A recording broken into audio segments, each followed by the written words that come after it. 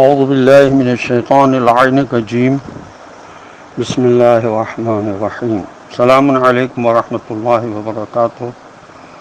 اللہ تبارک و تعالیٰ کا شکر ہے کہ میں کراچی سے تاج العلماء مولانا محمد نقی نجفی علیہ مقاموں کا پوتا علی احمد آپ کی خدمت میں حاضر ہوں، سورہ مبارک ملک کے دوسرے رکوع کی آیات کے ساتھ۔ سورہ مبارک ملک قرآن مجید کا 67 نمبر کا سورہ ہے، اور اس کے دوسرے میں جو آیات ہیں ان کے نمبر ہیں 15 سے لے کر 30 تک۔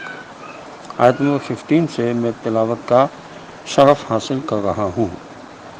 اعوذ باللہ من الشیطان اللعین الرجیم، بسم اللہ الرحمن الرحیم، والذی جعل لکم الارض ذلولا فامشوا فی مناکبها وَكُلُوا مِن رِّزْقِهِ وَإِلَيْهِ النُّشُورُ۔ ترجمہ وہی خدا تو ہے جس نے زمین کو تمہارے لیے قابل استعمال بنایا ہے، چلو اس کے کاندھوں اور چھاتی پر اور اللہ کی دی ہوئی روزی میں سے کھاؤ پیو، مگر یہ بات نہ بھولنا کہ بالآخر تمہیں اسی خدا کی طرف دوبارہ زندہ ہو کر جانا ہے۔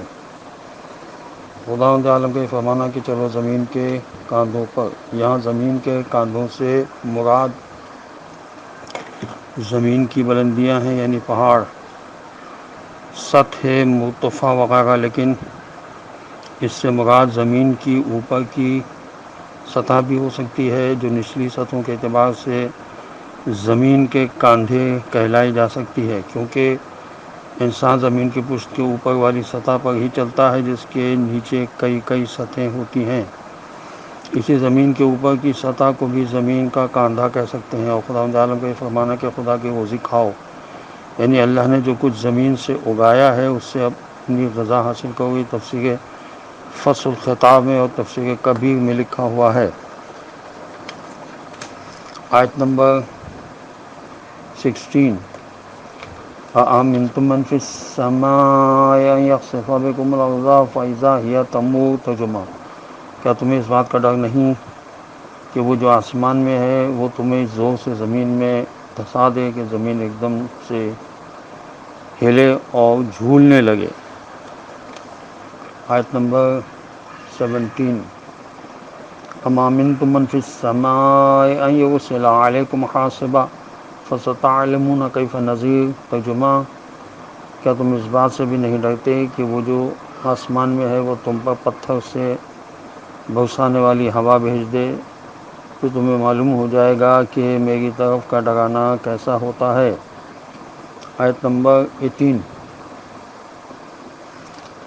وَلَقَدْ كَذَّبَ الَّذِينَ مِن قَبْلِهِمْ فَكَيْفَ كَانَ نَكِيرِ۔ ترجمہ، اور ان سے پہلے جو تھے وہ بھی ابدی حقیقتوں کو جھٹلا چکے ہیں، تو دیکھ لیا تم نے کہ میری طرف کی سزا اور پکڑ کیسی سخت تھی۔ آیت نمبر 19، اولم یروا الی الطیر فوقہم صافات ویقبضن ما یمسکہن الا الرحمن انہ بکل شیء بصیر۔ ترجمہ، کیا انہوں نے اپنے اوپر پرندوں کو پر پھیلاتے اور سکیڑتے نہیں دیکھا؟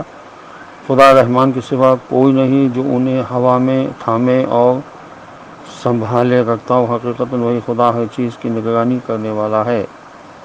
آیت نمبر 20، امن ھذا الذی ھو جند لکم ینصرکم من دون الرحمن ان الکافرون الا فی غرور، ان الکافرون الا فی غرور۔ ترجمہ، آخر تمہارے پاس کون سا لاؤ لشکر ہے جو خدا رحمان کے مقابلے پر تمہاری مدد کر سکتا ہے؟ یہ حق کہ ان کے کافر لوگ صرف دھوکے میں پڑے ہوئے ہیں۔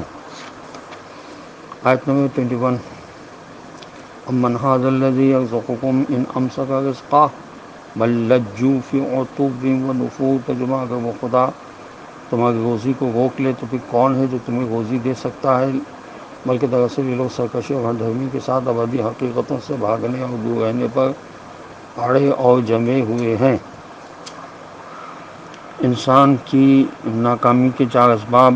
پچھلی آیتوں میں جہنمی کا قول تھا کہ کاش ہم سنتے اور عقل سے کام لیتے تو ہم جہنم میں جانے والے نہ ہوتے۔ اس سے معلوم ہوا کہ انسان کی تباہی کے سب سے پہلے دو اسباب ہوتے ہیں۔ نمبر 1 انبیاء کرام علیہ الصلوۃ والسلام کی باتیں نہ سننا، نمبر 2 عقل سے کام نہ لینا۔ پھر اس آیت میں دو اسباب بتائے۔ نمبر 3 اتوون یعنی دھوکہ کھانا، ہر دھرمی اختیار کرنا، ضد کج بحثی، اور نمبر 4 نفورن یعنی حق سے نفرت، بدبختی، گمراہی۔ یہی آخری دو صفتیں وہ ہیں جو انسان کی عقل و کانوں پر پردے ڈال دیتی ہیں، پھر وہ نہ حق کو سنتا ہے نہ سمجھنے کی کوشش کرتا ہے۔ یہ تفسیر نمونہ میں لکھا ہے، آیت نمبر 22 اَمَّن یمشی مکبًا علی وجہہ اہدیٰ اَمَّن یمشی سویًّا علی صراط مستقیم۔ تو کیا جو الٹا ہو کر اوندھے منہ چل رہا ہو وہ زیادہ صحیح راستہ پانے والا ہے، یا وہ جو سر کو اٹھائے ہوئے سیدھا ہو کر ایک ہموار اور سیدھے راستے پر چل رہا ہے؟ حضرت کے پیغام یہ کہ حقیقی کامیابی کی راہ کو طے کر کے صرف وہی شخص اصل مقصد نجات ابدی، اجر عظیم اور رضامندی خدا حاصل کر سکے گا، جو صراط مستقیم یعنی سیدھے راستے پر آدمیوں کی طرح سیدھا ہو کر چلے۔ جو شخص الٹا ہو کر ناہموار اور غلط راستے پر اوندھے منہ چلے گا وہ کبھی منزل مقصود تک نہیں پہنچے گا۔ یہی فرق موحد اور مشرک کا ہوتا ہے۔ یہ شیخ الاسلام عثمانی صاحب نے اپنی تفسیر میں اس کو لکھا ہے۔ آیت نمبر 23 قل هو الذی انشأکم وجعل لکم السمع والابصار والافئدہ قلیلا ما تشکرون۔ ترجمہ ان سے کہہ دیجیے کہ اللہ ہی تو ہے جس نے تمہیں پیدا کیا اور تمہارے لیے سننے اور دیکھنے کی طاقتیں بھی قرار دی اور سوچنے سمجھنے والا دل اور دماغ بھی دیا، مگر تم ہو کہ بہت ہی کم شکر ادا کرتے ہو۔ مطلب یہ کہ اللہ نے تو تمہیں سننے کے لیے کان، دیکھنے کے لیے دیکھتی ہوئی آنکھیں اور سمجھنے کے لیے دل و دماغ دیے تھے تاکہ ان نعمتوں کے دینے والے خدا کو مان کر اس کی نعمتوں کو اس کی مرضی کے مطابق استعمال کرو اور اجر عظیم کے حقدار بن جاؤ۔ یہی اصل شکر گزاری ہے، مگر شکر گزار بندے بہت ہی کم ہیں۔ اکثر تو قولاً عملاً کافر منکر حق ہیں کہ خدا کی دی ہوئی نعمتوں صلاحیتوں کو خدا کے مقابلے پر اسی کی نافرمانی میں استعمال کرتے ہیں۔ یہ شیخ الاسلام عثمانی صاحب نے لکھا ہے۔ آیت نمبر 24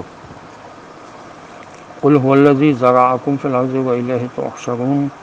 ترجمہ کہہ دیجئے کہ وہی خدا ہے جس نے تمہیں زمین میں ادھر ادھر پھیلا رکھا ہے اور پھر تمہیں اسی کی طرف گھیر گھیر کر لے جایا جائے گا۔ تفسیر ماجی میں لکھا ہے کہ انسان کو بتایا جا رہا ہے کہ ہم نے تمہیں زمین پر پھیلا تو دیا ہے، لیکن جب ہم حساب لینا چاہیں گے تو تم جہاں کہیں بھی ہوگے سمٹا کر میدان حساب میں جمع کر دی جاؤ گے۔ اس لیے زمین پر پھیل جانے کی وجہ سے تم کہیں پھیل ہی نہ جانا کہ بس اب تم ہمارے قابو سے باہر ہو چکے ہو، تم کسی طرح کسی وقت ہمارے قبضہ قدرت سے باہر نکل ہی نہیں سکتے۔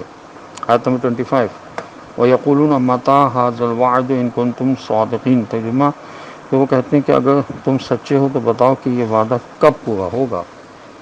آیت نمبر 26 قُلْ إِنَّمَا الْعِلْمُ عِندَ اللَّهِ وَإِنَّمَا أَنَا نَذِيرٌ مُّبِينٌ۔ ترجمہ کہہ دیجئے کہ اس کا علم تو صرف اللہ کو ہے اور میں تو صرف صاف صاف برے انجام سے ڈرانے والا اور خبر دینے والا ہوں۔ آیت نمبر 27 فَلَمَّا رَأَوْهُ زُلْفَةً سِیئَتْ وُجُوهُ الَّذِینَ كَفَرُوا وَقِیلَ هَٰذَا الَّذِی کُنتُم بِهِ تَدَّعُونَ۔ ترجمہ مگر جب یہ لوگ قیامت کو قریب سے دیکھ لیں گے تو ان سب لوگوں کے چہرے بری طرح بگڑ جائیں گے جنہوں نے اس کا انکار کیا تھا، پھر ان سے کہا جائے گا کہ یہی ہے وہ چیز جس کا تم تقاضے پر تقاضا کیا کرتے تھے۔ آیت نمبر 28 قُلْ أَرَأَیْتُمْ إِنْ أَهْلَکَنِیَ اللَّهُ وَمَن مَّعِیَ أَوْ رَحِمَنَا فَمَن یُجِیرُ الْکَافِرِینَ مِنْ عَذَابٍ أَلِیمٍ۔ ترجمہ ان سے کہہ دیجئے کہ کبھی تم نے یہ بھی سوچا کہ اگر اللہ مجھے یا میرے ساتھیوں کو ختم بھی کر دے یا ہم پر رحم کرے تو بھی کافروں کو سخت عذاب سے کون پناہ دے کر بچائے گا۔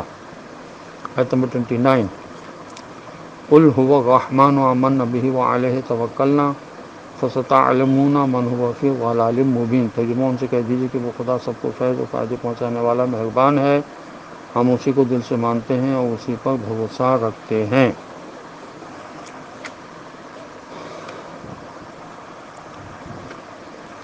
بہت جلد تمہیں معلوم ہو جائے گا کہ وہ کون ہے جو کھلی ہوئی گمراہی میں پڑا ہوا ہے۔